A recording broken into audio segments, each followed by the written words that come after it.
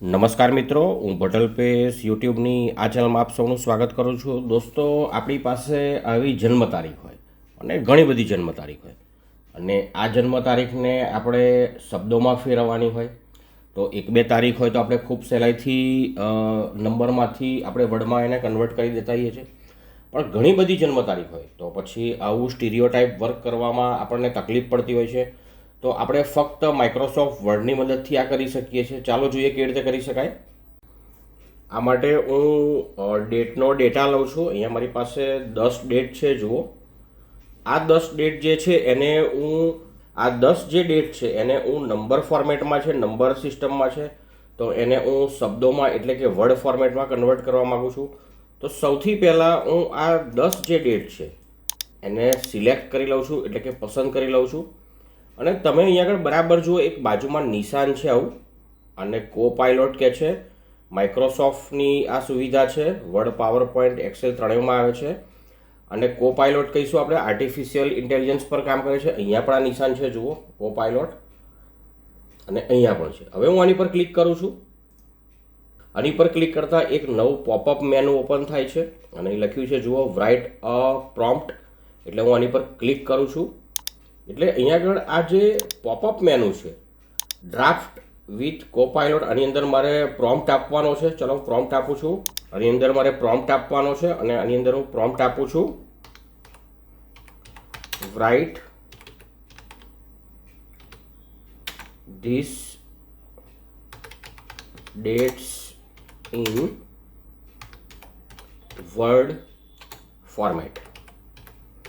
ચલો, પહેલાં આપણે આ જોઈયાનું શું રિઝલ્ટ આવે છે, પછી વિચારીશું આગળ શું કરીશું.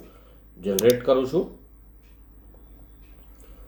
તો અહીંયા આગળ જે ડેટ્સ જે છે એ વર્ડ ફોર્મેટમાં આવી ગઈ છે. 10/10 છે. પહેલી છે 5 ફેબ્રુઆરી 1992 અને એમ 10/10 આવી ગઈ છે. જુઓ, હવે અહીંયા આગળ આ જે ડેટ છે નંબર ફોર્મેટમાં છે અને અહીંયા આગળ આ વર્ડ ફોર્મેટમાં છે. મારે એક કોલમમાં એટલે કે એક ટેબલમાં લખવી છે. તો હું નવો પ્રોમ્પ્ટ આપીશ, બંનેને સિલેક્ટ કરી લઉં છું. અને હવે આ ફરી જે કોપાઇલોટનું નિશાન છે એની પર ક્લિક કરું છું અને રાઇટ અ પ્રોમ્પ્ટ પર ક્લિક કરું છું અને લખું છું કે write this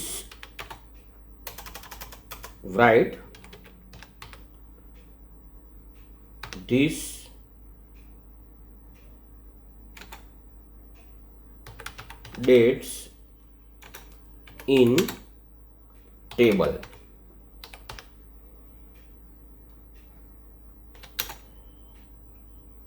In first column,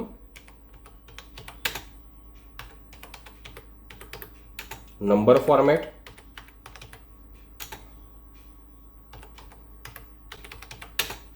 and second column, word format. ચલો જોઈએ, હવે જનરેટ કરીએ શું થાય છે. જનરેટિંગ અ ડ્રાફ્ટ છે. જો અહીંયા આગળ નંબર ફોર્મેટમાં આવી ગઈ છે ડેટ, અને અહીંયા આગળ એ જ ડેટ જે છે એ શબ્દોમાં આવી ગઈ છે. તો આ રીતે તમે તમારી જરૂરિયાત અનુસાર આનો ઉપયોગ કરી શકો છો. પછી આ ટેબલને તમે એડિટ કરી શકો છો તમારી જરૂરિયાત અનુસાર. હવે આને આપણે બંધ કરી દઈએ અને આપણે હવે બંધ કરી દઈએ અને કીપ ઇટ કરીને આપણે બંધ કરી દઈએ. હવે તમે આનું એડિટિંગ પણ કરી શકો છો તમારી રીતે, અને જરૂર પ્રમાણે ડેટાને એડિટ કરી અને તમે એનો ઉપયોગ કરી શકો છો.